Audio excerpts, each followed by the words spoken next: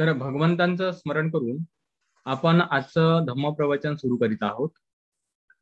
नमो तस् भगवतो अरहतो सम्मा संबुद्धास. नमो तस् भगवतो अरहतो सम्मा संबुद्धास. नमो तस् भगवतो अरहतो सम्मा संबुद्धास. भगवान तथागत अरहंत सम्यक संबुद्ध, भगवंतांचा सुआख्यात धम्म आणि भगवंताचा अग्रश्रव श्रावक संघ यांना त्रिवार अभिवादन.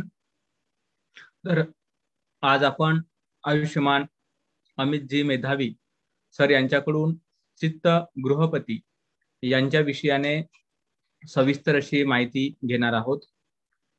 आपल्याला हे चांगल्या प्रकारे माहिती आहे की आपण भगवान तथागतांच्या धम्मामध्ये ज्या ज्या उपासक आणि उपासिकांनी, ज्या ज्या भिक्षू आणि भिक्षुणींनी धम्माला पुढे नेलेला आहे किंवा धम्माचे आचरण करून महान असं मार्गफल संपादन केलेलं आहे, त्यांचे चरित्र सुद्धा जनमानसामध्ये प्रचलित व्हावेत, जनमानसांना ते चरित्र माहीत व्हावेत, म्हणून हा उपक्रम आपण सुरू केलेला आहे. आपण प्रामुख्याने जेव्हाही कोणी भाषण देतात तर आपल्याला 2-3 नावे फक्त पुढे येतात.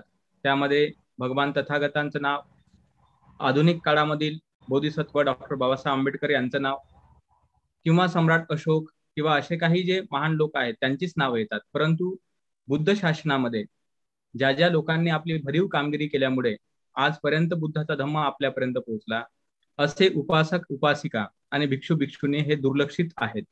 म्हणून आपण हा प्रयत्न केलेला आहे वर्षावासाच्या काळामध्ये की आपल्याला अशा महत्वपूर्ण आणि बुद्ध धम्माला पुढे नेणाऱ्या 4ही परिषदांचं दर्शन व्हावं, म्हणून आज आपण चित्त ग्रहपती नामक महान अशा श्रेष्ठ अशा महान अशा उपासकांचं चरित्र अमित मेधावी सर यांच्या वाणीतून आपण श्रवण करूया. मी मेधावी सरांना सूचित करतो की त्यांनी आपली देशना लगेचच सुरू करावी. सर्वांचं स्वागत. सर्वांना नमो बुद्धाय. जय भीम. आज सायंकाळच्या धम्मदेसनेमध्ये मी आपल्या सर्वांचं स्वागत करतो आणि माझ्या विषयाला सुरुवात करतो. धर्मकथिकांमध्ये अग्र असणारे चित्तग्रहपती होते. त्या चित्तग्रहपतींच्या विषयी आज मी आपणासमोर बोलणार आहे. मगध देशामध्ये आपण पाहतो की मच्छिकासंड नावाचं एक गाव होतं आणि त्या गावामध्ये एक श्रेष्ठी राहत होते. व्यापारी कुळामध्ये एका श्रेष्ठीच्या पोटी चित्तग्रहपतींचा जन्म झाला आणि मोठे झाल्यानंतर त्यांनीही ती व्यापाराची धुरा आपल्या वडिलांच्या नंतर सांभाळली. या चित्तग्रहपतींच्या गावामध्ये एकदा महानाम आलेले होते. पंचवर्गीय भिक्खूंच्या मध्ये मधले जे एक महानाम आहेत ते महानाम आलेले होते आणि महानामांना पाहिल्यानंतर चित्तग्रहपतीच्या मनामध्ये त्यांच्याविषयी श्रद्धा उत्पन्न झाली, धम्माविषयी श्रद्धा उत्पन्न झाली आणि त्यांच्याकडून त्यांनी धम्मोपदेश ऐकला. आपण एक गोष्ट इथं समजून घेऊया की जेव्हा सारिपुत्तांनी अश्वजितांना पाहिलेलं होतं, पाहता क्षणी त्यांच्या मनामध्ये श्रद्धा उत्पन्न झालेली होती. अश्वजितांचं जे रूप आहे, त्यांची चर्या आहे, शांतपणे ते पावलं टाकतायत, प्रसन्न चेहरा आहे, हे रूप त्यांनी पाहिलेलं होतं. त्याच प्रकारे चित्तग्रहपतींनी महानाम जे भंते आहेत त्या महानाम भंतेना पाहिलेलं होतं आणि त्यांच्याकडे प्रभावित होऊन ते धम्माकडे आकृष्ट झालेले होते. आणि आपण पाहतो की या गावामध्ये महानाम आल्यानंतर त्यांच्याकडून चित्तग्रहपतींनी पहिला उपदेश ग्रहण केलेला होता आणि त्यानंतर त्यांनी एक वन जे आहे अंबटिका वन, ते वन भिक्खू संघाला दान दिलेलं होतं. तिथे एक विहार बांधलेला होता. त्यांच्या विहारामध्ये त्यांनी काय केलेलं होतं की एक सुधम्म नावाचे भंते भिक्षू होते. त्या भंतेना त्या ठिकाणी त्यांनी बोलवलेलं होतं आणि त्यांची ती सेवा करायचे, त्यांना हवं नको ते पाहायचे, त्यांच्याकडून धम्म श्रवण करण्याचा प्रयत्न करायचे. आणि तिथं जे येणारे अनेक भिक्खू आहेत त्यांच्याविषयीही या चित्तग्रहपतींच्या मनामध्ये अत्यंत श्रद्धाभाव होता. जेव्हा कोणता कार्यक्रम असेल तेव्हा या सुधम्म भंतेंना विनंती करून त्यांच्याद्वारे इतर भिक्खूंनाही ते आमंत्रित करायचे. आणि एकदा काय झालेलं होतं की या नगरामध्ये मच्छिकासंड नगरामध्ये तथागतांचे अग्रश्रावक भंते सारिपुत्त, मोगलान, आनंद, भंते राहुल असे अनेक लोक आलेले होते. महाकुट्टीत आलेले होते, महाकप्पीन आलेले होते, महाचुंद आलेले होते, अनिरुद्ध आलेले होते. असे अनेक महाश्रावक जे आहेत म्हणजे अग्रश्रावक जे आहेत तथागतांचे ते आलेले होते आणि त्यांना पाहण्यासाठी त्यांना ऐकण्यासाठी हे चित्तग्रहपती गेलेले होते आणि तिथं त्यांनी सारिपुत्तांचा उपदेश ऐकला आणि सारिपुत्तांचा उपदेश ऐकल्यानंतर ते अनागामी अवस्थेला पोचलेले होते आणि अनागामी अवस्थेला पोचलेले असल्यामुळं ते विमुक्त झालेले असल्यामुळं त्यांनी काय केलं की या भिक्खू संघाला अग्रश्रावकांना आपल्या घरी भोजनासाठी बोलवलं. भोजनासाठी बोलवल्यानंतर पहिल्यांदा सारिपुत्त वगैरेंना निमंत्रण दिलं आणि त्यानंतर ते वनामध्ये गेले तिथं आणि वनामध्ये जाऊन त्या विहारामध्ये जे सुधम्म भंते आहेत त्यांना विनंती केली की भंते आपणही भोजनासाठी यावं. सुधम्म भंतेंच्या मनामध्ये असा वितर्क उत्पन्न झाला की आतापर्यंत हा चित्तग्रहपती आहे, तो माझ्याकडे यायचा, मला विचारल्याशिवाय कोणतीही गोष्ट करायची नाही. पण आता मात्र त्यांनी सारिपुत्त वगैरेंना बोलवलं, मला विचारलं नाही आणि हा विचार उत्पन्न झाल्यामुळं चित्तग्रहपतींनी 3 वेळा विनंती करून सुद्धा त्या सुधम्म भंतेंनी विनंती नाकारली आणि ते भोजनासाठी येणार नाहीत असं त्यांनी सांगितलं आणि मग चित्तग्रहपती परत आले. ते उद्या भोजनासाठी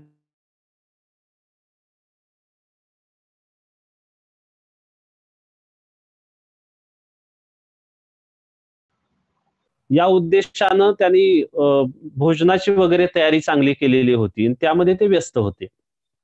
दुसऱ्या दिवशी सकाळी काय झालं, हे सुधम्म भंते यांनी पात्र चिवर हातामध्ये घेतलं आणि ते चित्तग्रहपतीच्या घराकडे आले. जिथं या सगळ्या इतर भिक्खूंच्या भोजनाची व्यवस्था केली होती. भोजन तयार करण्याची व्यवस्था चाललेली होती. तिथं ते सुधम्म भंते आले आणि सुधम्म भंते आले, भोजन कशाप्रकारे सुरू आहे हे त्यांनी पाहिलं आणि ते पाहिल्यानंतर ते असं म्हणतायत, की भोजनाची तयारी खूप चांगली झाली.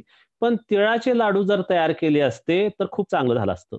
आणि त्या ठिकाणी चित्तग्रहपती होते. चित्तग्रहपतीने हे ऐकल्यानंतर ते असं म्हणतायत, की "भंते, बुद्ध शिकवण अमूल्य अशा विचारांनी भरलेली आहे, अमूल्य अशा वचनांनी भरलेली आहे. इतकी महत्त्वपूर्ण बुद्ध शिकवण असताना सुद्धा तुम्ही मात्र त्या कावळ्याच्या दृष्टीसारखं, काकदृष्टीसारखं तुम्हाला हीन गोष्टी दिसतायत, शूद्र गोष्टी दिसतायत. धम्मवचनांविषयी, बुद्ध वचनांविषयी बोलायचं सोडून तुम्ही लाडू कशाचे तयार करायला पाहिजेत, या प्रकारच्या गोष्टी करत आहात. हे योग्य नाही." असं चित्तग्रहपतींनी त्या भंते सुधम्मांना सांगितलं. आणि हे सांगितल्यानंतर भंते सुधम्मांना क्रोध आला आणि त्यांना असं वाटलं, की हा उपासक असून माझा अपमान करतोय, मला उलट बोलतोय. आणि तेव्हा ते म्हटले, की "मी तुझा विहार सोडून जाईन, मी तुझं वन सोडून जाईन." आणि चित्तग्रहपतींनी त्यांना विनंती केली, पण ते थांबले नाहीत. ते सुधम्म भंते असं म्हटले, की "मी तथागतांच्याकडे जाणार आहे आणि त्यांना मी हे सगळं सांगेन." तेव्हा चित्तग्रहपती असं म्हणतायत, की "भंते तुम्ही तथागतांच्याकडे जा, पण जे काही घडलेलं आहे, ते जसंच्या तसं तुम्ही तथागतांना सांगा." हा प्रसंग घडतो आणि या प्रसंगातून एक गोष्ट आपण शिकण्यासारखी आहे, की अंगावरती कोणतं वस्त्र आहे किंवा किती वर्ष माणसानं प्रवज्या घेतलेली आहे, हे महत्त्वाचं नाही. त्याच्या मनामध्ये काय चाललेलं आहे, त्याच्या वर्तनामध्ये काय आहे, हे खूप महत्त्वाचं आहे. तथागत बुद्धांनी जे उपदेश दिलेले आहेत, आपण भिक्खू वग्गामध्ये पाहतो. काही वचनं मी वाचून दाखवतो, की तथागतांची अपेक्षा काय होती, की जो भिक्खू आहे, जो ग्रहत्यागी आहे, त्यानं कायेवरती संवर ठेवावा, वाचेवरती संवर ठेवावा, मनावरती संवर ठेवावा, अशी तथागतांची अपेक्षा होती. त्याचबरोबर आपण पाहतो, तथागत असं म्हणतायत, की धम्मामध्ये आनंद मानणारा, धम्मामध्ये रत होणारा, धम्माचं चिंतन करणारा आणि धम्माचं अनुस्मरण करणारा भिक्खू जो आहे, तो सद्धम्मापासून ढळत नाहीये. पुढं एका ठिकाणी धम्मपदामध्येच ते असं म्हणतायत तथागत बुद्ध, की जो भिक्षू मैत्रीमध्ये विहार करतो, बुद्ध शासनामध्ये प्रसन्न राहतो, त्याला संस्काराचा उपशम करणारे शांतपद प्राप्त होते. आणि पुढं आणखी एका ठिकाणी म्हटलेलं आहे, हे भिक्षू ज्याप्रमाणे नावेतील पाणी बाहेर फेकलं जातं, त्या पद्धतीनं नावेतून पाणी बाहेर फेकल्यानंतर नाव ज्या पद्धतीनं चांगली चालते, जलद गतीनं चालते, त्याप्रमाणे तू लोभ आणि द्वेष यांचा उच्छेद करून पुढे जा, म्हणजे तू निर्वाण पावशील.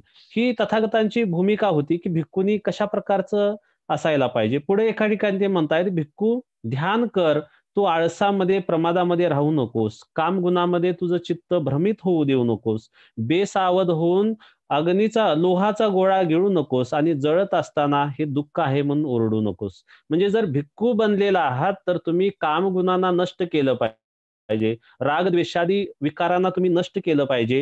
ही तथागतांची भूमिका असल्याची आपल्याला पाहायला मिळते. म्हणून भिक्खूंच्याकडून तथागतांची विशेष अपेक्षा होती.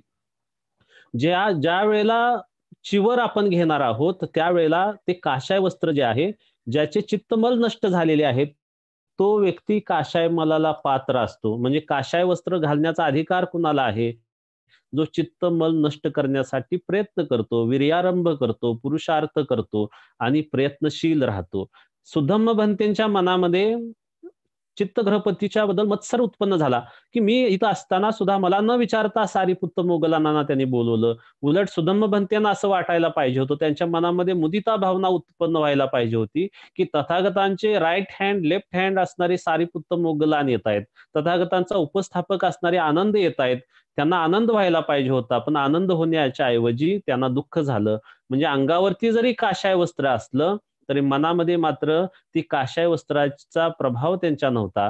ते बेसावध होते, अजागृत होते, अप्रमादी होते, प्रमादी होते आणि त्यामुळे आपण पाहतो, की ते चित्तग्रहपतीशी वाद करतात आणि तथागत बुद्धांच्याकडे निघून जातात. आणि चित्ताने ज्याप्रमाणे सांगितलं, की तिथं जा आणि तिथं गेल्यानंतर म्हणते जे काही घडलं ते जसंच्या तसं तथागतांना सांगा. आणि तेव्हा ते जातात, तथागतांना जे काही घडलेलं आहे ते जसेच्या तसं सांगतात. तेव्हा तथागत तिथं त्या सुद्धम्म भंतेंचा धिक्कार करतात आणि त्यांना असं म्हणतात, की तू उपासकांच्या बाबतीत अकुशल वार्ता केलेली आहेस, अकुशल कृत्य तू केलेलं आहेस.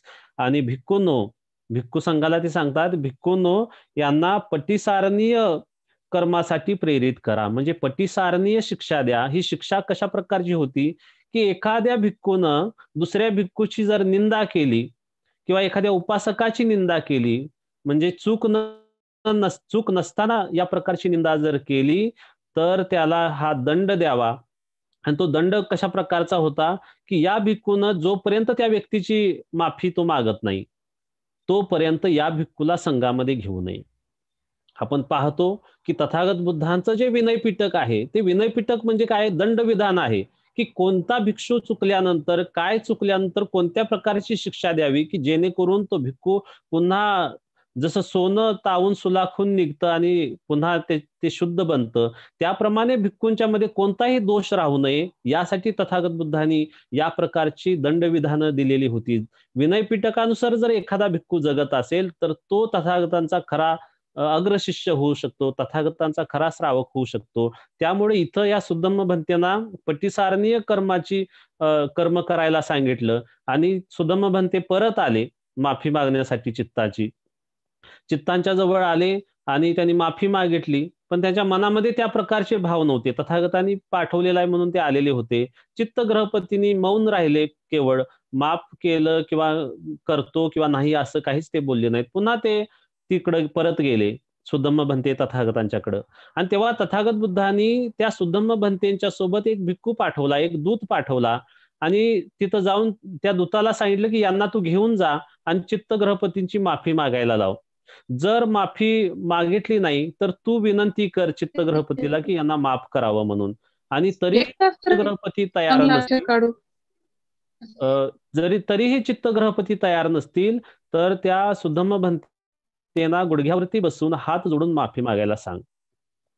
ही गोष्ट आपल्यासाठी किती महत्वाची आहे पहा. एका भिक्खूला, एका उपासकाची माफी मागण्यासाठी तथागत बुद्ध आदेश देत आहेत आणि तेही तो भिक्खू त्याप्रमाणे वागणार नाही म्हणून दुसऱ्या एका भिक्खूला सोबत पाठवतात. हे बुद्ध शासन आहे, हे आपण समजून घेऊया. कपड्यांवर मध्ये धम्म नसतो तर वर्तनामध्ये धम्म असतो, ही गोष्ट तथागत बुद्धांनी इथं अधोरेखित केलेली आहे. दुसऱ्या एका ठिकाणी तथागत बुद्धांनी असं म्हटलेलं आहे की जे शीलहीन आहेत ते माझे भिक्खू नव्हेत, हे आपण लक्षात घ्यावं. आणि जे शीलहीन आहेत ते उपासकही माझे नव्हेत, ही पण तथागतांची भूमिका असणार आहे. शीलाला तथागतांनी महत्व दिलेलं होतं, विनयाला महत्व दिलेलं होतं. विनय पालन जर होत नसेल, शील पालन जर होत नसेल, तर तो उपासक तथागतांचा नसतो किंवा तो भिक्खूही तथागतांचा नसतो. ही गोष्ट आपण समजून घेऊया. पुन्हा ते सुधम्म भंते आले आणि इथं पुन्हा विनंती त्यांनी केली. तेव्हा विनंती केल्यानंतर चित्तग्रहपतींनी त्यांना माफ केलं आणि स्वतः चित्तग्रहपतींनीही त्यांना हात जोडले आणि म्हटले, भंते, जर माझ्याकडून काय चूक झालेली असेल तर तुम्हीही मला माफ करा. आणि त्यावेळेला तथागत बुद्धांनी 2 गाथा सांगितलेल्या होत्या. धम्मपदामध्ये या गाथा 73 आणि 74 नंबरला आलेल्या आहेत. त्यांचा आशय मी आपल्याला सांगतो. जी ध्यान भावना आपण साधली नाही, ती आहे असे म्हणण्याची, भिक्षूंमध्ये पुढारी होण्याची, विहारात वर्चस्व मानण्याची आणि परकुलात म्हणजे गृहस्थांच्या घरी पूजा मिळवण्याची इच्छा बाल भिक्खू धरतो. म्हणजे जो मूर्ख असतो, अज्ञानी असतो, असा भिक्खू या प्रकारच्या अपेक्षा धरतो. त्यानंतर गृहस्थ आणि प्रवजित दोघेही मीच केलेले मानत, म्हणजे माझंच त्याने ऐकलं पाहिजे, प्रवजितानं पण आणि गृहस्थानी पण. कोणतेही कृत्य किंवा अकृत्य असेल तर ते मलाच पूर्ण वश असोत, म्हणजे मीच ते करू शकेन, असा भिक्षूचा संकल्प असतो आणि त्यामुळं इच्छा व अहंकार वाढतो. ही गाथा तथागतांनी या सुधम्म भंतेच्या बाबतीत सांगितलेली आहे भिक्खू संघाला, की एखादा भिक्षूला असं वाटतं की मीच श्रेष्ठ आहे, ज्या विहारामध्ये राहतो त्या विहाराची मालकी माझी आहे किंवा भिक्षूंमध्ये मीच पुढारी आहे, उपासकांनी माझंच ऐकलं पाहिजे, मलाच ते वश झाले पाहिजेत. अशा प्रकारे जो भिक्षू इच्छा उत्पन्न करतो तो बाल आहे आणि त्याच्यामध्ये तृष्णा वाढते आणि त्याच्यामध्ये अहंकार वाढतो. हे तथागतांनी सांगितल्याचं आपल्याला पाहायला मिळतं. ही खूप महत्वाची गोष्ट आहे की एखादा व्यक्ती प्रवचित होतो, ग्रहत्याग करतो आणि ग्रहत्याग केल्यानंतर पुन्हा एखाद्या विहारामध्ये जर राहत असेल, एखाद्या वनामध्ये राहत असेल आणि पुन्हा तिथं जाऊन जर वन माझं आहे, ते विहार माझं आहे, हा अमुक उपासक माझा आहे, या उपासकानं माझंच ऐकलं पाहिजे, असं जर तो भिक्खू करत असेल तर गृहस्थी असण्यासारखंच त्याचं स्वरूप असू शकतं आणि केवळ कपडे बदलले पण तृष्णा तशीच राहिली, अहंकार तसाच राहिला. हे तथागतांना इथं सूचित करायचं आहे. म्हणून 73 नंबरची धम्मपदामध्ये आणि 74 नंबरची जी गाथा येते ती या सुधम्म भंतेच्या वर्तनामुळे तथागत बुद्धांनी सांगितल्याचे आपल्याला पाहायला मिळते. आणखी एक महत्वाची गोष्ट, हे जे चित्तग्रहपती होते हे अनागामी बनलेले होते. म्हणजे आपण पाहतो की धम्माचा जो मुक्तीचा प्रवाह आहे तो स्रोतापन्न, पहिल्याला स्रोतामध्ये व्यक्ती पडतो बुद्ध धम्म संघाच्या आणि तो पुन्हा दुःखामध्ये जात नाही, स्रोतामध्ये पडतो. त्यानंतर सकदागामी, तो एकदा परत येतो आणि अनागामी म्हणजे परत न येणारा, त्याला अनागामी असं म्हटलेलं आहे. 5 निवरण ज्या व्यक्तीची तुटतात त्याला अनागामी असं म्हटलं जातं. आणि हे जे चित्तग्रहपती असतात हे अनागामी बनलेले असतात. सारीपुत्तांचा उपदेश ऐकल्यानंतर विचार करा की या चित्तग्रहपतींनी तथागतांना पाहिलेलं नव्हतं, कधीही तथागतांची भेट घेतलेली नव्हती, असा व्यक्ती अनागामी बनलेला होता. तथागत बुद्धांनी एकदा वक्कलीला असं म्हटलेलं होतं, अरे वक्कली, या शरीराकडे काय पाहतोस? हे घाणीनं भरलेलं शरीर आहे. जो धम्माला पाहतो तो मला पाहतो. धम्माला पाहणं म्हणजे तथागतांना पाहणं आहे. चित्तग्रहपतींनी धम्माला पाहिलेलं होतं. त्यामुळे ते विमुक्त बनलेले होते, अनागामी बनलेले होते. पण प्रत्यक्ष तथागतांच्या रूपकायेला चित्ताने पाहिलेलं नव्हतं. चित्ताच्या मनामध्ये असा विचार उत्पन्न झाला की आता आपण एकदा तथागतांची भेट घ्यावी, म्हणून ते असं नियोजन करतात, उपासकांना सांगतात, त्यांच्या सोबतच्या भिक्खूंना सांगतात आणि भिक्खू भिक्खुनी, उपासक उपासिका यांना घेऊन ते तथागतांना भेटण्यासाठी मच्छिका संडामधून त्यावेळेला तथागत बुद्ध जिथं असतात त्या ठिकाणी ते जात आहेत. आणि ते जात असताना आपण पाहतो की ते 500 गाड्या भरून साहित्य घेतात. म्हणजे 1 महिना प्रवासाचा आणि 1 महिना ते तिथं राहणार असतात. असे 2 महिन्याचं साहित्य ते घेतायत आणि ते साहित्य भरून भिक्खू संघाला सोबत घेऊन, उपासकांना सोबत घेऊन ते निघतायत आणि वाटेमध्ये जसं-जसं ते प्रवास करतायत, तर वाटेमध्ये लोक त्यांना अन्नदान देतायत, हवं नको ते पाहतायत.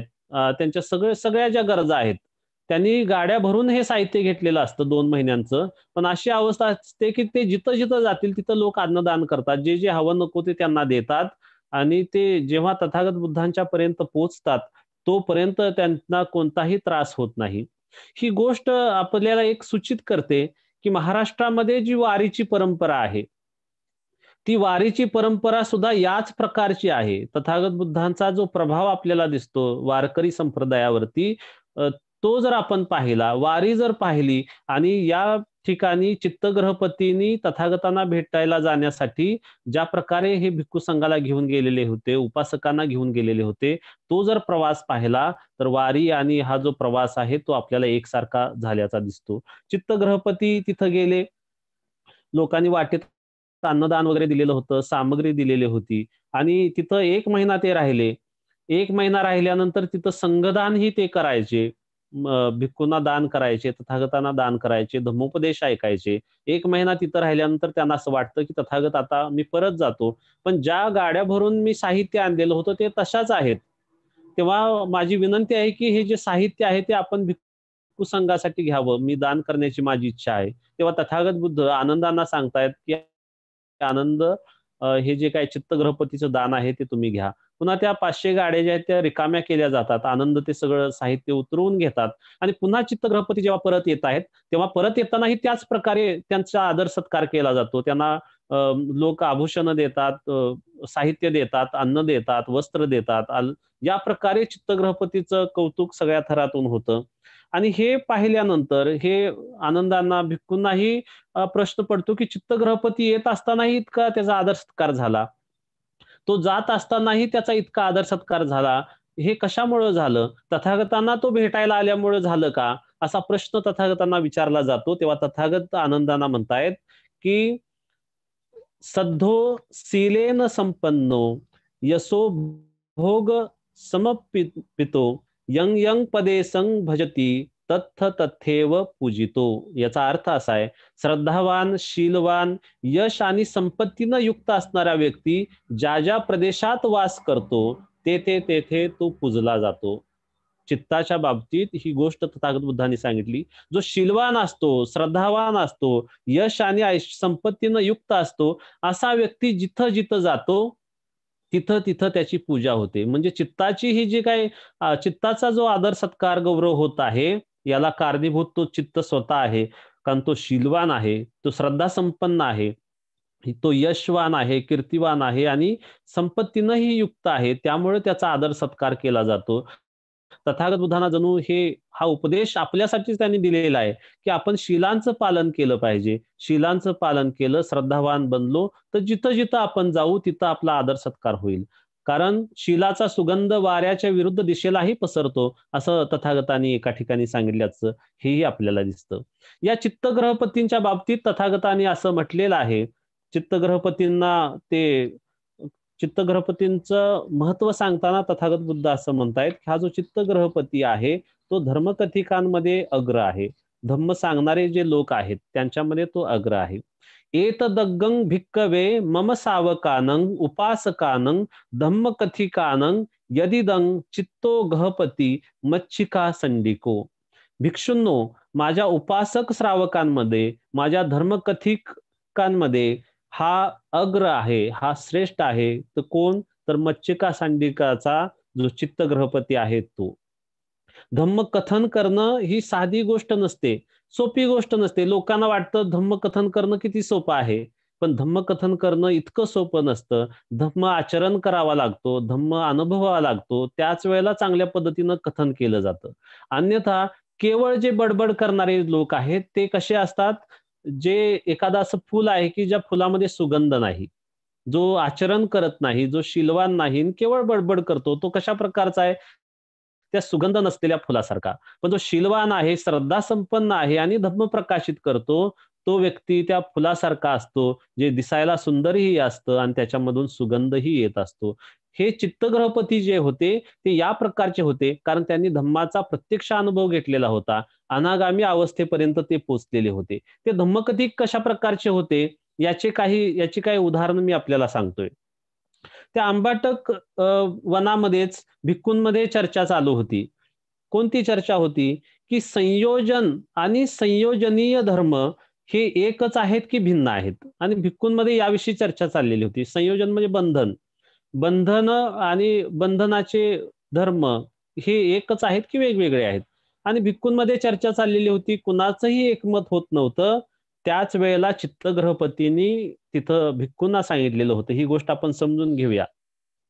भिक्खूंमध्ये चर्चा सुरू आहे, पण भिक्खूंचं एकमत होत नाही. पण चित्त नाव त्या ठिकाणी असं सांगतो, की ही गोष्ट म्हणजे ते स्वतः प्रकाशित करतायत. आणि ही गोष्ट आपण समजून घेऊया. बरेचदा लोकांचा असा एक गैरसमज झालेला असतो, की श्वेत वस्त्रधारी आहे, त्या श्वेत वस्त्रधारीला काही येत नाही. त्याला काही समजत नाही. तो काय इतका उच्च स्तर असू शकत नाही, की ग्रहत्यागी किंवा काशा वस्त्र धारण केलेल्या व्यक्तीला तो उपदेश करू शकेल. पण चित्तग्रहपती इथं तो जो गुंता आहे, तो गुंता सोडवतात. ते एक उपमा देतात. ते म्हणतात, "भन्ते, समजा एक काळा बैल आहे आणि एक शुभ्र बैल आहे. हे 2 बैल आहेत, ते दोघे एका दोरीनं म्हणजे एका दोरानं बांधलेले आहेत. आणि अशा वेळेला आपण असं म्हणणार का, की तो काळा बैल पांढऱ्या बैलाचं बंधन आहे किंवा पांढरा बैल काळ्या बैलाचं बंधन आहे? तर नाही. तर त्या 2 बैलांचं बंधन काय आहे? तर ती जी दोरी आहे, तो जो दोर आहे, तो या 2 यांचं बंधन आहे. याचाच अर्थ स्पष्टीकरण करून सांगताना चित्तग्रहपती असं सांगतायत, की चक्षु आहे आणि रूप आहे. म्हणजे डोळा आहे आणि एखादी वस्तू आहे. श्रोत्र आहे म्हणजे कान आहेत आणि शब्द आहेत, ध्वनी आहे. घ्राण आहे म्हणजे नाक आहे आणि गंध आहे. त्याचबरोबर जीभ आहे आणि रस आहे आणि काया आहे, बॉडी आहे आणि स्पर्श करणारे पदार्थ आहेत, स्पर्श आहे. तर हे एकमेकांचे बंधन नाहीयेत. तर बंधन काय आहे? तर यामधून जे उत्पन्न होतं म्हणजे जिथं-जिथं हेतू प्रत्यय म्हणजे कारणांमुळं काय होतं? जिथं-जिथं इच्छा उत्पन्न होते, जिथं तृष्णा उत्पन्न होते, तिथं-तिथं बंधन उत्पन्न होतं. म्हणजे रूप आहे आणि चक्षु आहेत. तर चक्षु आणि रूप यांच्या संपर्कानं जे चक्षु विज्ञान उत्पन्न होतं, तिथं जर आसक्ती उत्पन्न झाली, तृष्णा उत्पन्न झाली, तर ते बंधन आहे. तिथं जर द्वेष उत्पन्न झाला, तर ते बंधन आहे. केवळ डोळा आणि ते रूप म्हणजे बंधन नाही. इतक्या सखोल पद्धतीनं चित्तग्रहपतींनी उपदेश केला, तेव्हा ते भिक्खू साधुवाद देतायत आणि म्हणतायत, "ग्रहपती, इतक्या गंभीर पद्धतीने तू तथागतांचा धम्म धारण केलेला आहेस. तू प्रज्ञेनं धम्म जाणलेला आहेस. साधू, साधू, साधू." म्हणजे ते भिक्खू लोक चित्तग्रहपतीचं अनुमोदन करतायत, साधुकार देतायत. ही गोष्ट आपण इथं समजून घेऊया. माईक कोणाच तरी सुरू आहे, माईक बंद करा. कुणाच तरी माईक सुरू आहे, माईक बंद करा. त्यानंतर दुसरा एक प्रसंग आहे आयुष्यमान कामभूंचा. आयुष्यमान कामभूंना एक गाथा समजत नसते, एक उपदेश समजत नसतो. तो उपदेश समजून घेण्यासाठी ते चित्तग्रहपतींच्या जवळ येत आहेत. तो उपदेश, ती गाथा अशी असते, नेलंगो सेत पच्छादो एकारो वत्तती रथो अनिघं पर अनिघं पस्स आयंतं छिन्न सोतं अबंधनंती. याचा मराठीमध्ये अर्थ असा आहे, निर्दोष श्वेत वस्त्रानं आच्छादन केलेले एक आरे असणारा जो रथ आहे, दुःखरहित अशाला तुम्ही येताना पहा, ज्याचा प्रवाह थांबलेला आहे, तो दुःखातून मुक्त आहे. आणि ही गाथा जी आहे ती आयुष्यमान कामभूंना समजत नसते आणि ते चित्तग्रहपतींना विचारतायत. तेव्हा चित्तग्रहपती या गाथेचं स्पष्टीकरण करून सांगतायत. ते म्हणतात, इथं नेलंगो हा जो शब्द आहे म्हणजे निर्दोष आहे, ते शीलाच्या अर्थानं आहे. श्वेत आच्छादन जे आहे, श्वेतपच्छाद जे आहे, ते विमुक्तीच्या अर्थानं आहे. त्यानंतर एकारो, एक आर जे आहे ते स्मृती, सती आहे, जागृती आहे. त्यानंतर रथ जे आहे, वत्तती म्हणजे चालणं आहे, पुढं जाणं आहे. रथ जो आहे, तो रथ आपल्या कायेचं, शरीराचं प्रतीक आहे. 4 महाभूतांचं प्रतीक आहे. म्हणजे अन्नामुळं किंवा आई-वडिलांनी जन्म दिल्यामुळे जे शरीर मिळालेलं आहे, त्याचं प्रतीक म्हणजे ते रथ आहे. त्यानंतर अनिघं म्हणजे दुःखरहित होणं जे आहे, म्हणजे लोभ, मोह, द्वेष क्षीण होणं म्हणजे दुःखरहित होणं आहे. त्यानंतर आयत्तं जे आहे, म्हणजे ते अरहंताशी संबंधित आहे. प्रवाह जे आहे, सोत म्हणजे जो आहे तो सोत म्हणजे काय आहे, तो तृष्णेचा प्रवाह आहे आणि अबंधन म्हणजे तृष्णामुक्ती आहे. या प्रकारे चित्तग्रहपती पुढे सांगतायत की म्हणते लोभ मोह द्वेष हे बंधन आहे आणि क्षीणाक्षर भिक्षू जो आहे, ज्याचे आश्रव क्षीण झालेले आहेत, तो भिक्षू हे बंधन नष्ट करतो आणि त्यामुळे तो अबंधन आहे असं म्हटलं जातं. म्हणजे कामभुन्ना ही गाथा अतिशय सुंदर पद्धतीनं धम्मकथिक चित्तग्रहपतींनी समजून दिलेली होती. त्यानंतर आयुष्यमान गोदत्त जे होते, त्यांनी एक अत्यंत सखोल प्रश्न विचारलेला होता चित्तग्रहपतींना आणि तो प्रश्न असा होता की ग्रहपती, अप्रमाण चेतो विमुक्ती, अकिंचन चेतो विमुक्ती, शून्यता चेतो विमुक्ती आणि अनिमित्त चेतो विमुक्ती हे जे शब्द आहेत, हे शब्द भिन्न अर्थाचे जे शब्द आहेत, म्हणजे शब्द वेगळे आहेत आणि त्यांचा अर्थ वेगळा आहे का? किंवा शब्द वेगवेगळे आहेत आणि त्यांचा अर्थही भिन्न आहे का? असा प्रश्न चित्तग्रहपतींना विचारलेला होता. तेव्हा चित्तग्रहपती असं म्हणतायत, की हे भिन्न-भिन्न अर्थांचे भिन्न-भिन्न शब्द आहेत. पण तरीही या सगळ्यांचा अर्थ जो आहे तो एकसारखा आहे. आणि पुढे ते समजून सांगताना असं सांगतायत, की अप्रमाण चेतोविमुक्ती म्हणजे काय आहे? एखादा भिक्खू मैत्री सहगत चित्तानं काय करतो? एका दिशेला मैत्री व्यापक करतो, दुसऱ्या दिशेला मैत्री वाढवतो, तिसऱ्या दिशेला, वरती, खाली, आडवी, तिरपी या सगळ्या दिशेनं तो अमर्याद मैत्रीचा विकास करतो. त्याचबरोबर अनंत करुणेचा विकास करतो, अनंत मुदितेचा विकास करतो, अनंत उपेक्षेचा विकास करून त्यामध्ये तो त्याचं चित्त रममान करतो. याला काय म्हटलेलं आहे? अप्रमाण चेतो विमुक्ती म्हटलेलं आहे, असं चित्तग्रहपती सांगतायत. दुसरी जी गोष्ट आहे, अकिंचन चेतो विमुक्ती. या बाबतीत काय म्हणतात, की भिक्खू जो आहे, तो विज्ञान आयंतन जे आहे, त्या अवस्थेच्या पुढे जातो आणि काहीही नाही अशी अकिंचन अवस्था प्राप्त करतो. याला अकिंचन चेतोविमुक्ती म्हणतात. त्यानंतर शून्यता चेतोविमुक्ती काय आहे? तर चित्तग्रहपती सांगतात, की एखादा भिक्खू अरण्यात जातो, वृक्षाखाली जातो, शून्यागारामध्ये जातो आणि अशी धारणा करतो, की हे जे ठिकाण आहे, ते आत्मभावाच्या पलीकडचं आहे किंवा आत्मीय भावनेच्या पलीकडचं हे ठिकाण आहे. या प्रकारे तो शून्यता चेतो विमुक्तीचा अभ्यास करतो. त्यानंतर शेवटी चित्तग्रहपती असं म्हणतायत, की अनिमित्त चेतो विमुक्ती म्हणजे काय आहे? की एखादा भिक्खू कोणतेही निमित्त धारण करत नाही, कोणताही विषय धारण न करता समाधी प्राप्त करतो, त्याला अनिमित्त चेतो विमुक्ती असं म्हणतायत. म्हणजे लोभ, मोह आणि द्वेष हे प्रमाण आहेत. प्रमाण म्हणजे काय? प्रमाण म्हणजे सत्याचं साधन, म्हणजे सत्य कशा प्रकारे धारण आपण करतो, त्याला प्रमाण असं म्हटलं गेलेलं आहे. आणि इथं स्पष्ट करताना चित्तग्रहपती असं म्हणतायत, की हे जे लोभ, मोह, द्वेष आहेत, क्षीणाश्रव जो भिक्षू असतो, म्हणजे ज्याचा राग म्हणजे आसक्ती संपलेली आहे, द्वेष संपलेला आहे, अज्ञान संपलेला आहे, तो काय करतो? त्याच्यातला राग, द्वेष, मोह जो आहे तो पुन्हा उत्पन्न होत नाही. आणि हे जे अप्रमाण चेतोविमुक्ती आहे, म्हणजे हे जे ब्रह्मविहार आहे आपण पाहिलं, अनंत मैत्री, अनंत करुणा, अनंत मुदिता आणि अनंत उपेक्षा जी आहे, ती धारण करून अप्रमाण चेतोविमुक्ती धारण करतो. याच्यामध्ये अरहंत फल चेतोविमुक्ती जी आहे ती सर्वश्रेष्ठ आहे. म्हणजे अरहंत होणं म्हणजे काय? या सगळ्या विकारांचा क्षय होणं आहे. त्यामुळे ती गोष्ट महत्वाची आहे. राग, द्वेष आणि मोह हे किंचन आहेत, म्हणजे काहीतरी आहे. ते नष्ट करून तो अकिंचन चेतोविमुक्ती धारण करतो. त्यामध्येही अरहंत फल चेतोविमुक्ती श्रेष्ठ आहे, असं चित्त सांगतायत. त्याचबरोबर राग, द्वेष आणि मोह, राग या शब्दाचा अर्थ तृष्णा आहे. मराठीतला राग आणि पालीतला राग एकसारखा नाहीये. राग ज्या वेळेला आपण म्हणतो राग, द्वेष आणि मोह, तेव्हा राग याचा अर्थ तृष्णा असा आपण ग्रहण करावा.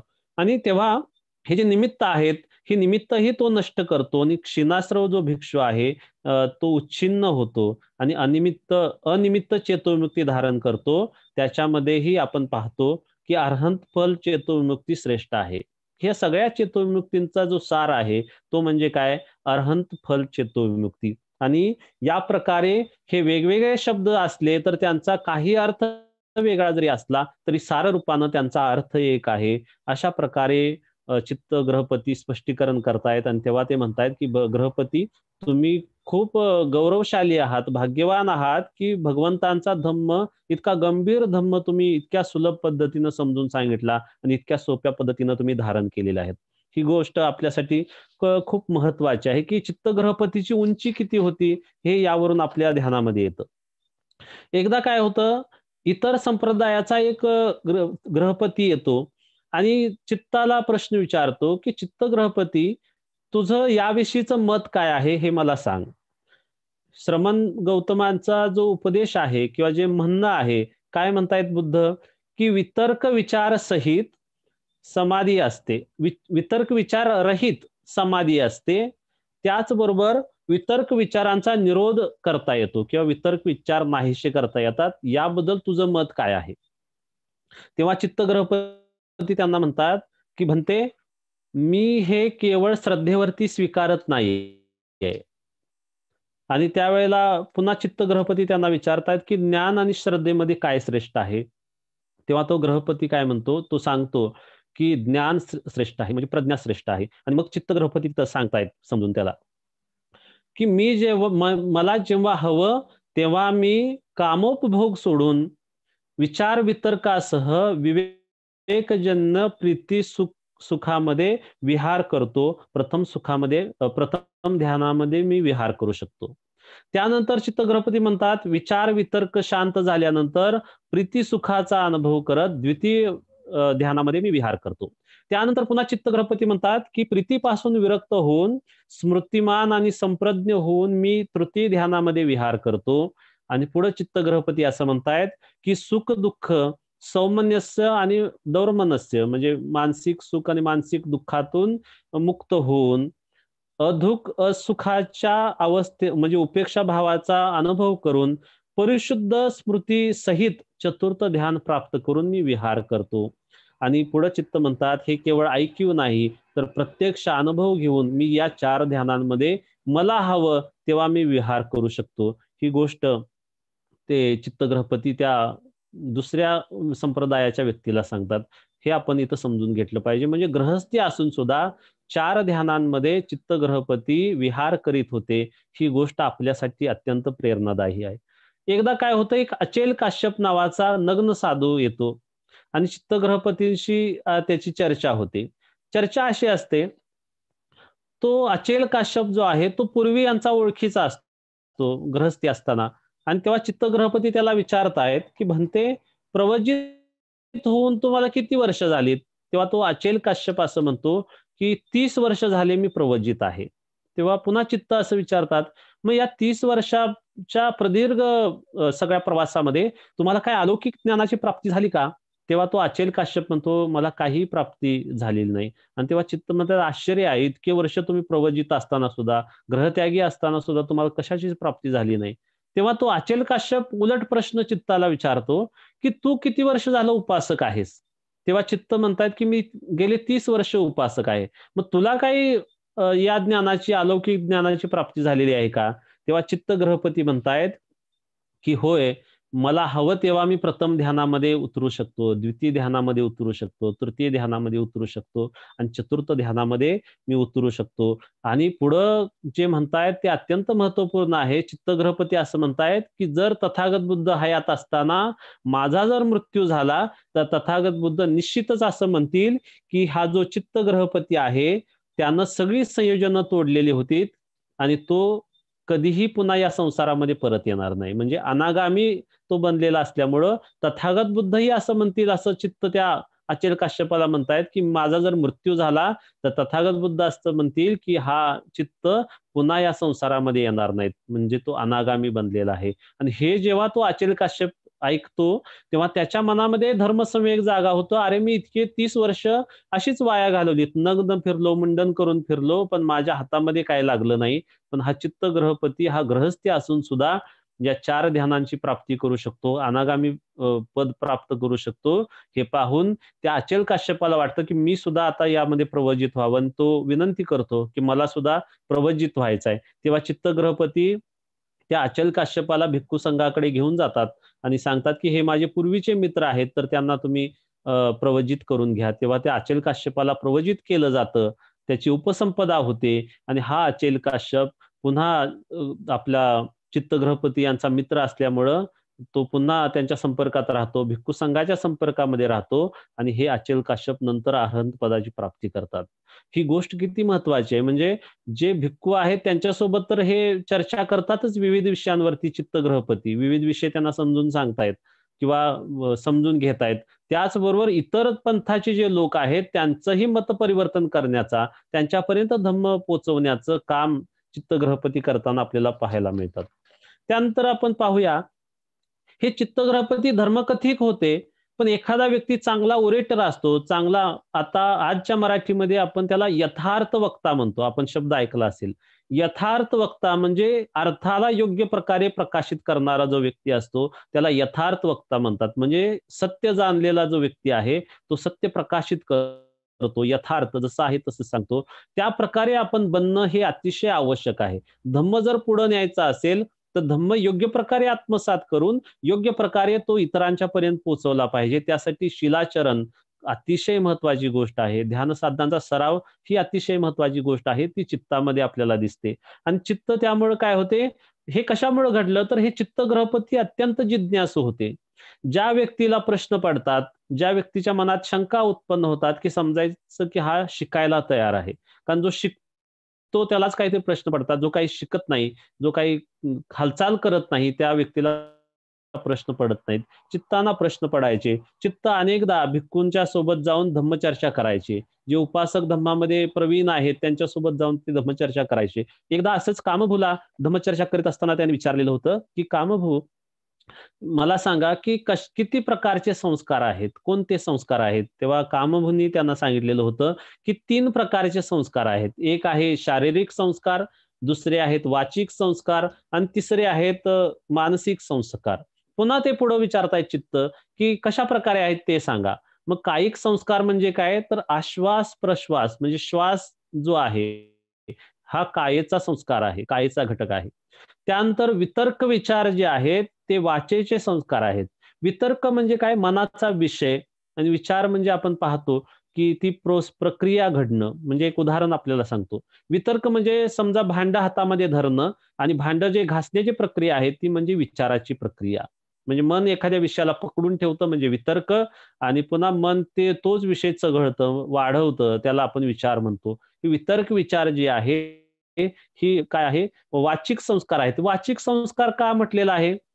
कारण मनामध्ये हे चिंतन झाल्यानंतर ते वाचेच्या रूपानं प्रकट होतं, म्हणून ते वाचिक संस्कार आहेत. आणि त्यानंतर आहे मानसिक संस्कार. संज्ञा आणि वेदना हे याला मानसिक संस्कार म्हटले गेले आहे. संज्ञा म्हणजे जाणणं जे आहे, म्हणजे लेबल लेबल लावणं, म्हणजे एखादी गोष्ट ओळखणं, त्याला काहीतरी नामाभिधान देणं म्हणजे संज्ञा आहे. आणि वेदना म्हणजे आपण पाहतो सुखद, दुःखद, ना सुखद, ना दुःखद या प्रकारच्या ज्या वेदना आहेत त्याला वेदना असं म्हटलेलं आहे. संज्ञा आणि वेदना हे मानसिक संस्कार आहेत. त्यानंतर पुढं चित्त त्यांना विचारतायत प्रश्न, की संज्ञा वेदहित निरोध समापत्ती कशी असते? तेव्हा ते उत्तर देतात, की वाचिक संस्कार शमन होतात, कायिक संस्कार थांबतात, मानसिक संस्कार थांबणं म्हणजे काय आहे? संज्ञा वेदहित निरोध आहे. ही गोष्ट या ठिकाणी सांगतायत. पुढे एका ठिकाणी पुन्हा चित्तग्रहपती असंच भिक्खू संघ बसलेला असतो आणि तिथं जाऊन ते प्रश्न विचारतात, की धातू नानत्व म्हणजे काय आहे? धातू नानात्व म्हणजे काय आहे? किंवा धातू कोणत्या प्रकारचे असतात? आणि असे ते 2-3 वेळेला भिक्खूंना विचारतात. भिक्खू शांत बसतात. त्यामधले जे एक भिक्खू असतात इसिदत्त नावाचे, ते मात्र चित्तग्रहपतीच्या या प्रश्नाचं उत्तर देतात आणि ते उत्तर देताना असं सांगतात, चक्षु धातू आहे, रूप धातू आहे आणि चक्षु विज्ञान धातू आहे. पुढे ते म्हणतायत स्रोत धातू आहे, शब्द धातू आहे आणि स्रोत विज्ञान धातू आहे. त्यानंतर घ्राण धातू आहे, गंध धातू आहे आणि घ्राण विज्ञान धातू आहे. त्यानंतर जिव्हा धातू आहे, रस धातू आहे आणि जिव्हा विज्ञान धातू आहे. त्यानंतर काया धातू आहे, त्यानंतर स्पर्श धातू आहे आणि काय विज्ञान धातू आहे. त्यानंतर मनोधातू आहे, धर्म धातू आहे आणि मनोविज्ञान धातू आहे. या प्रकारे ते भिक्खूंच्या कडून त्या ईशदत्ताकडून ते समजून घेतायत. आणखी एका प्रसंगी असंच ते भिक्खू संघाकडे जातात आणि तिथं विचारतात, की सत्काय दृष्टी काय आहे? कशाला सत्काय दृष्टी म्हटलं गेलं? तेव्हा त्यावेळेलाही भिक्खू संघ शांत बसतो, पण ते ईशीदत्त उत्तर देत आहेत, की एखादा व्यक्ती हे रूप मी आहे, हे शरीर मी आहे, हे शरीर माझं आहे आणि शरीर माझी आत्मा आहे, अशी धारणा करतो. त्याचप्रमाणे हे वेदना म्हणजे आपल्या मनाचे जे घटक आहेत, वेदना माझी आहे, संज्ञा माझी आहे, संस्कार माझे आहेत, विज्ञान माझे आहेत, अशी धारणा करतो.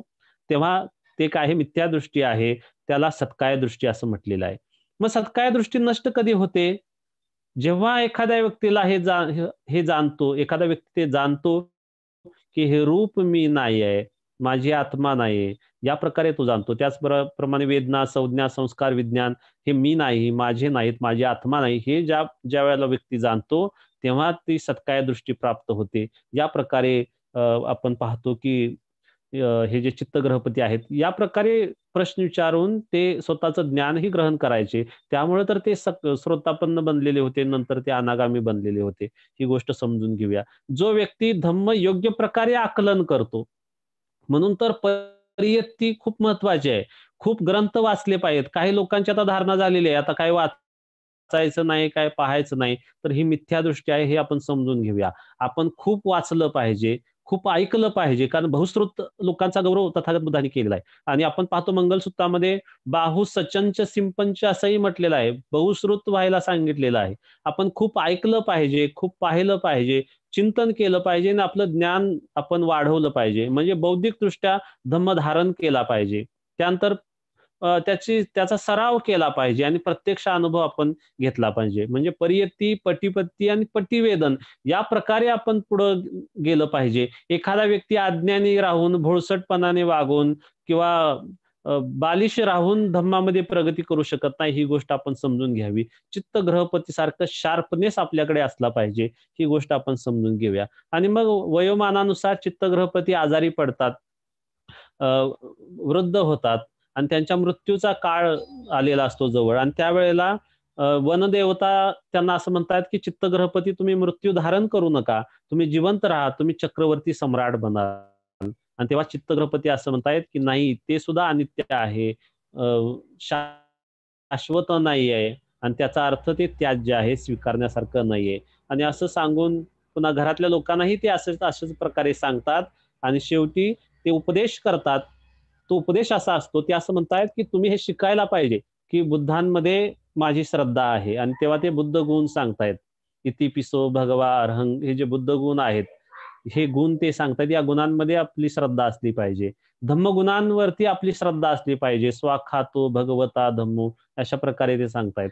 संघावरती आपली श्रद्धा असली पाहिजे. सुपटिपन्नो भगवतो सावक संगो हे गुण सांगून यामध्ये आपली श्रद्धा झाली पाहिजे. आणि शेवटी ती एक गोष्ट सांगतायत, की धम्ममार्गावर आरूढ असणाऱ्या भिक्खूंना तुम्ही दान द्या. ही गोष्ट आपण कोट केली पाहिजे.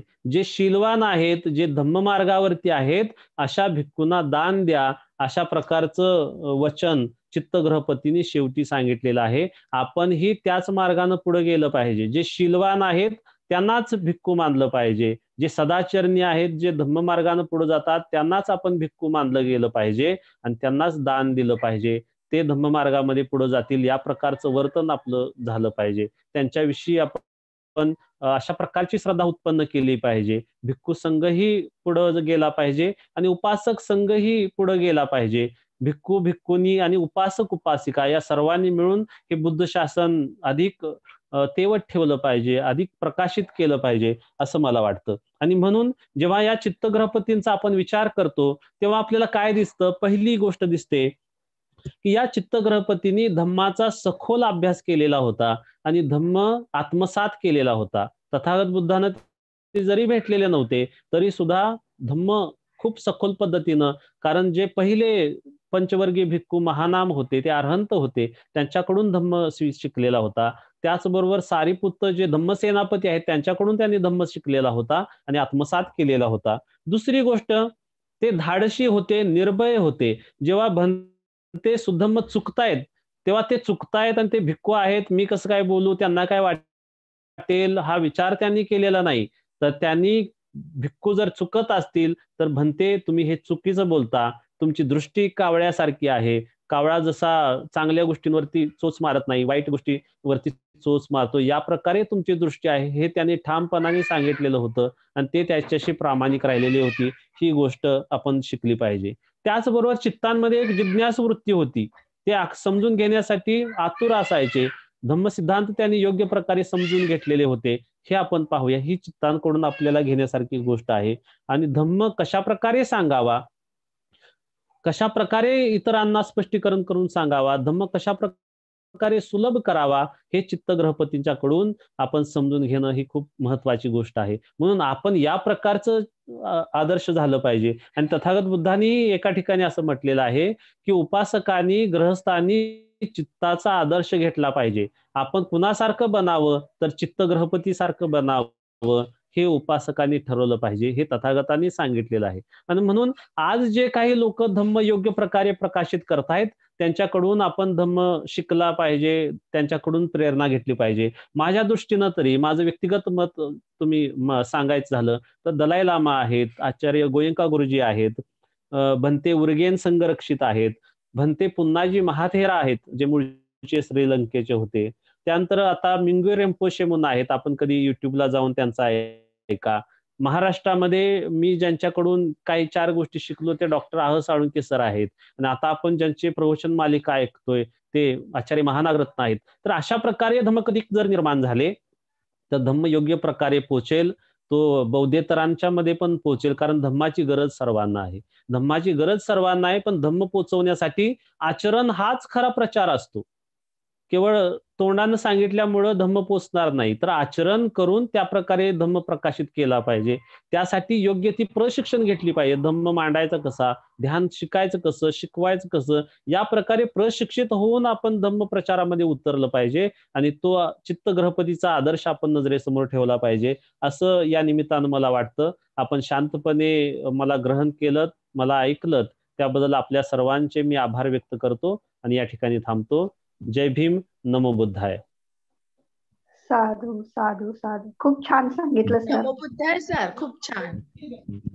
साधू साधू साधू, खूप सुंदर धम्म होते सर. जय भीम सर. सर मला एक प्रश्न होता, विचारू? हा विचारा. सर आपण इथे जो शब्द वापरला विज्ञान, या शब्दाचा अर्थ काय? विज्ञान या शब्दाचा अर्थ आहे जाणणं. म्हणजे एखादी गोष्ट आपण जाणतो. उदाहरणार्थ काहीतरी आवाज आला तर आवाज येण्याची जी प्रक्रिया आहे, काहीतरी घडलं, हे जे जाणण्याची प्रक्रिया आहे त्याला विज्ञान असं म्हटलं गेलंय.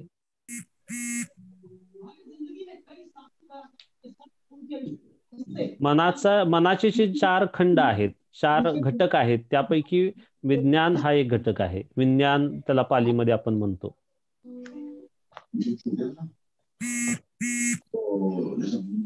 आणि विज्ञान म्हणजे? तुमचा आवाज येत नाही मला व्यवस्थित.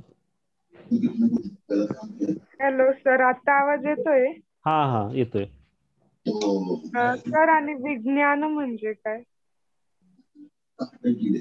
विज्ञान हो सर. नाही, विज्ञान मराठीमध्ये जे सायन्स आपण आहे ते वेगळं. त्या विज्ञान सायन्सचा या विज्ञानाशी काही संबंध नाही. विज्ञानाचं आपण मराठीमध्ये लिहिताना विज्ञान म्हणतो, पण आत्ताच सायन्स आणि ते तथागत बुद्धांनी जे विज्ञान शब्द वापरला गेला तो वेगवेगळा आहे. Okay, thank you sir. Okay.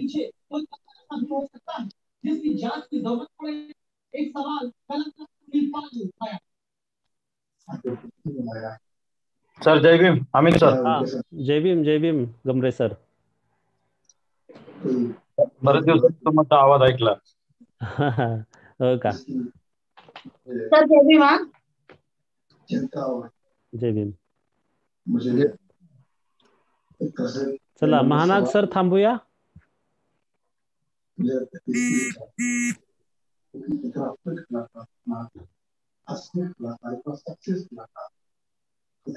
महानाग sir आवाज येतोय का? हा हॅलो सर. हा थांबूया सर. हो हो हो थांबूया. आपण सर्वांप्रती मंगलकामना करूया आणि या ठिकाणी आपलं आजचं जे धम्मप्रवचन आहे ते आपण थांबवूया. ठीक आहे. भवतु सब मंगलं रखन्तु सब देवताः सदा सुखी भवन्तु ते. भवतु सब मंगलं रखन्तु सब देवताः सब धम्मानुभावेन सदा सुखी भवन्तु ते. भवतु सब मंगलं रखन्तु सब देवताः सब संगानुभावेन सदा सुखी भवन्तु. साधु साधु साधू साधू साधू. नमो बुद्धाय. जय भीम सर.